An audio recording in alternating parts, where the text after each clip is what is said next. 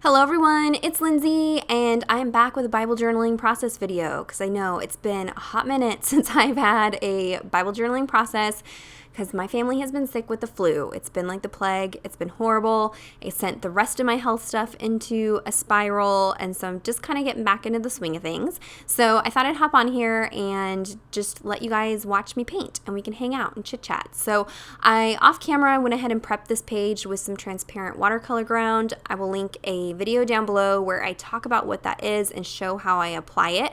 But just so you know, this page does have like 2 or 3 layers of that on the page.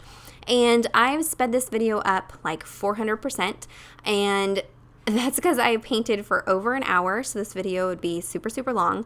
And it's not really any different than my other watercolor videos, and so I just kind of wanted to hang out, let you guys watch me paint, and we'll just chit-chat, get caught up on things. If you want to watch it more like in real time, there is a little gear icon in the bottom right-hand corner. You can click on that and you can adjust the speed of the video. You might just want to put it on mute so you don't listen to me talk super slow, but it'll slow down the video and you can kind of watch the painting a little bit better. So we're just going to let that kind of play out. I am journaling in Psalm 94:19. Says, "When I am filled with cares, your comfort brings me joy." And so basically I'm just going through and journaling different verses that have to do with joy. That is my one little word this year. And so like I said, we were sick, and so I had not been in my office in over a week, other than a couple times when I popped in to do some creative team assignments that I needed to do, but for the most part hadn't really done anything creative. And so when that happens, sometimes I need to just sit down and just get back to my roots, just paint, pen, mess, not overthink it, not a bunch of journaling, not a bunch of Bible study, just kind of hang out. So that is what I'm doing. I had some worship music on, just spent some quiet time. I know that there are like 10,000 devotional kits out right now that I could be doing processes for you guys.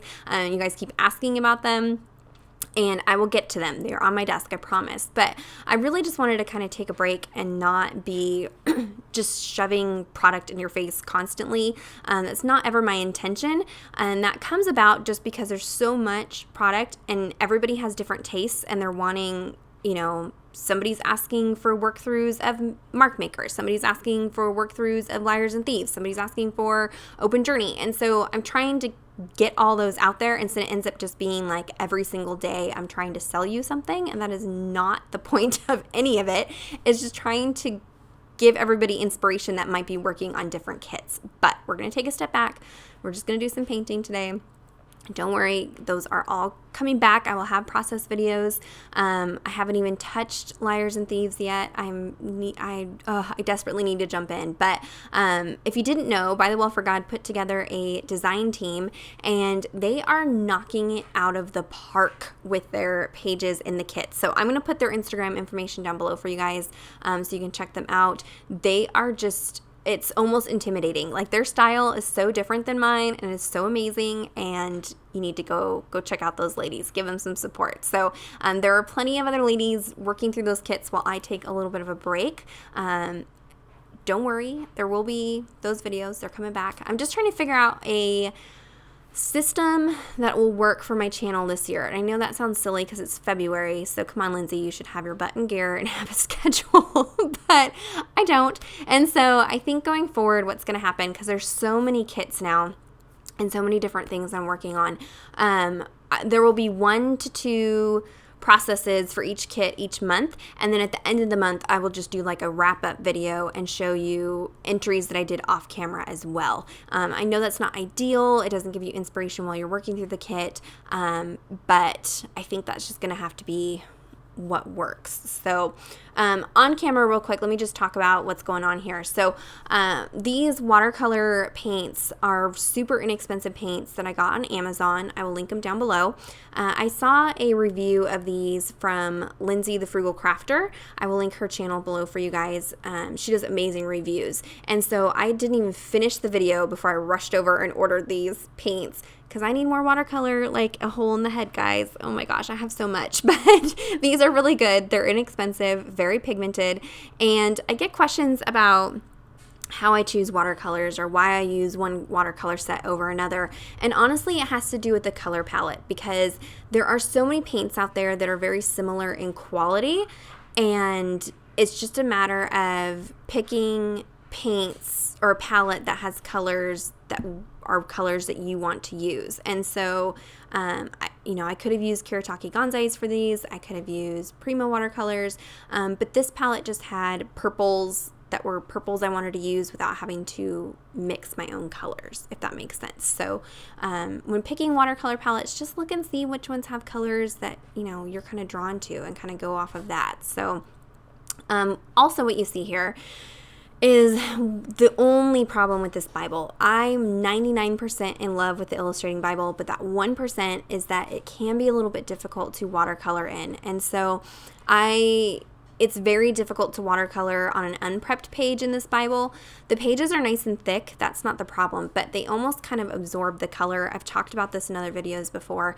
And so if I'm going to do any kind of process like this where I'm doing a lot of watercoloring, I add that watercolor ground. Now, that is my favorite way to page prep, because I think it works a little bit better than gesso.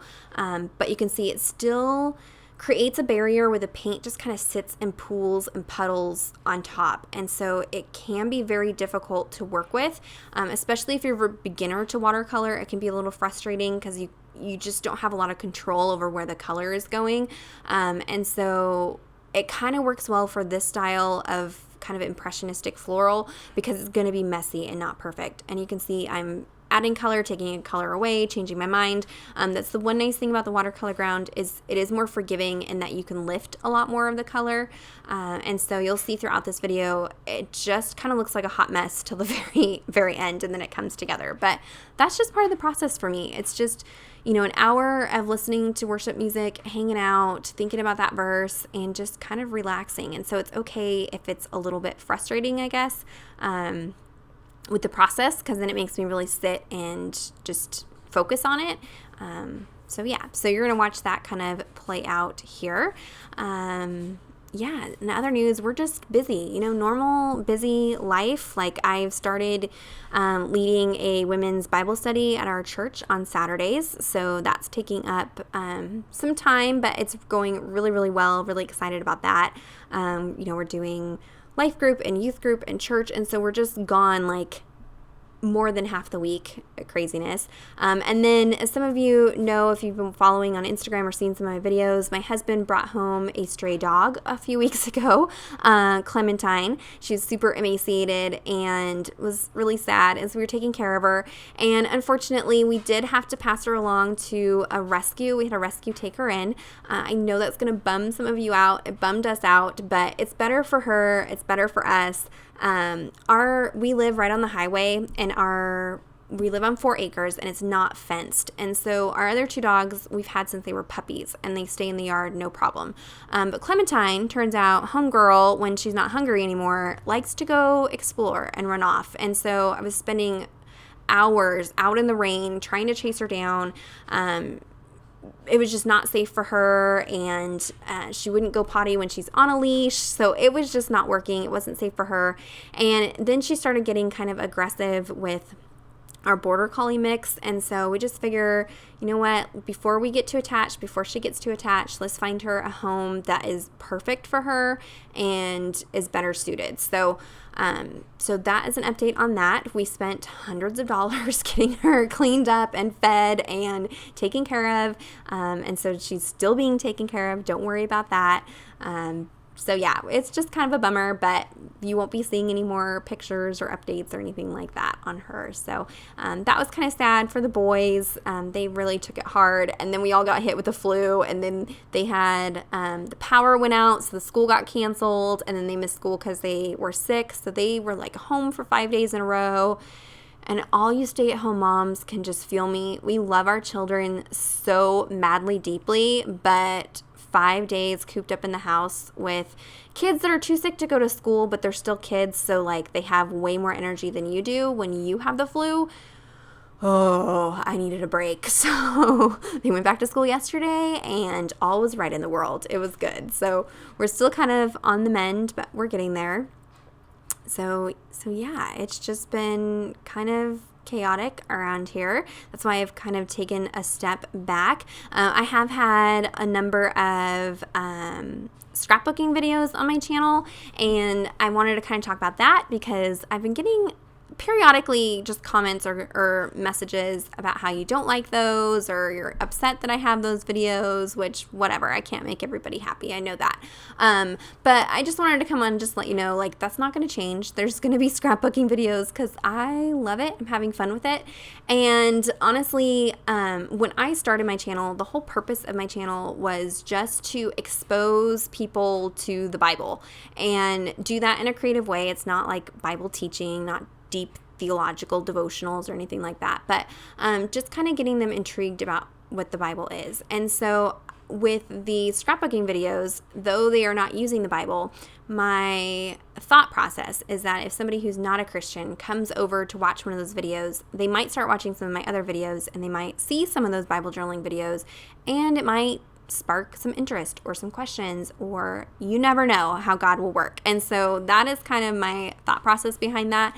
Also, I just love doing it, so I'm gonna do it because it's my channel and I love it, so it's gonna be there. But I guess my way of thinking is like, if you are a Christian and you go to church, you only work with other Christians, all your friends are Christians, you only talk to other Christians, you're not really doing what God has called you to do, and that is to share about Him and to lead others to Him. And so if I only cater to Christians and only do Christian things on here, then it's not reaching those who aren't Christians. And so that's what our purpose should be. And so that is kind of my thought process behind it. I know it seems super like abstract when you're like, yeah, scrapbooking is going to help somebody be saved. I'm not thinking about it in that way, but just it might just plant a seed, and it might get them to ask questions or be like, hey, this Bible doesn't look so scary. The Bible that I grew up with, nobody was allowed to touch or look at or write in or anything like that. And so it might just spark some interest in somebody. And so that was kind of my thinking. So you don't have to watch those videos at all. You can just pass on them. But the more you watch them, the more in the YouTube world, it ups the exposure. And so it brings more people to be exposed to it and get attention to come to the channel, if that makes sense. So that was a tangent. Sorry, guys. All the behind the scenes YouTube world. And just kind of explaining why my channel has kind of evolved and changed over time too, is that we all evolve and change over time and just have different things we like to do. And so to keep it fresh and exciting, I just have to do different things sometimes. And so that's kind of how that goes. So on screen, I'm kind of wrapping up the page, of course, with my signature Lindsey paint splatters. And then I'm going to go in and do some hand lettering. I penciled it in off camera. And one thing about the watercolor ground is it can be really difficult to erase pencil on, and so I use a Tombow sand eraser. I'll link it down below for you guys, and that works really well, but you want to be careful with that. You don't want to use that eraser on like a regular Bible journaling page that's not prepped, because it will tear a hole in your page. It works on this because these pages are thick and because they are treated with watercolor ground, so just keep that in mind. And then this pen, I'm using a Tombow Feud calligraphy pen, and I am just scribbling it off on that other piece of paper because two reasons. It's starting to die because it's kind of old, but two, any page prep can be kind of harsh on your pens. Even when it's super, super dry, it can be harsh on your pens. Watercolor ground in particular seems to be a little extra hard for some reason, and so I'm having to kind of scribble it off to reactivate the pen. It doesn't bother me. If I have to replace my pens a little bit sooner, that's okay. It is what it is. You can't have it all perfect all the time. So I'm just going in and doing that faux calligraphy with the thick downstrokes, and yeah, just spelling out my title, Your Comfort is My Joy. I'm trying to get through this voiceover. I did this whole video last night. It's over an hour and a half of footage, edited it, did my voiceover, was rendering it, and then my computer crashed. So this is like the 5th time I've edited and done this video. So if we can get through it, it'll be all the praise hands, guys. Technology has not been my friend the last couple days, but we'll get there. We'll get there. So just going to finish off that lettering there. And I will add a date stamp and I will underline my verse, and that is going to be pretty much, actually no, I'm going to go back in and messily scribble around these flowers. And so this kind of hides any mistakes that I made and just kind of pulls everything together and makes it look intentionally messy. I'm using a 0.25 Illustrative Faith pen for this. And I'll try to link some of my other watercolor floral videos down below so you can check those out if you're wanting more talk about how the florals come together, or that whole process. That way you can kind of see it in, I guess, slower time. But this is like old school Lindsey style. All my Bible pages used to be like watercolor of some sort, just some pen, called it good. Not a lot of journaling, not a lot of prayer journaling. I do like how things have changed, and I do a lot more prayer journaling now, but it's kind of fun to go back to my roots there. I really love how this came out in the end, even though I struggled with the paint a little bit. I really love how those flowers came out. So there's that date stamp. I'll go ahead and underline again that Psalm 94:19, and that's it. So you can check out the description box for everything that I talked about. Everything that I used will be linked down below. Illustrating Bible is back in stock over at Dayspring. They have less than 100 left, so if you haven't grabbed one, grab one now. It'll be linked down below. If you have questions or comments, leave those. Give this video a thumbs up if you enjoyed it. Subscribe to my channel if you're not already subscribed, and until next time, thank you so much. Bye-bye.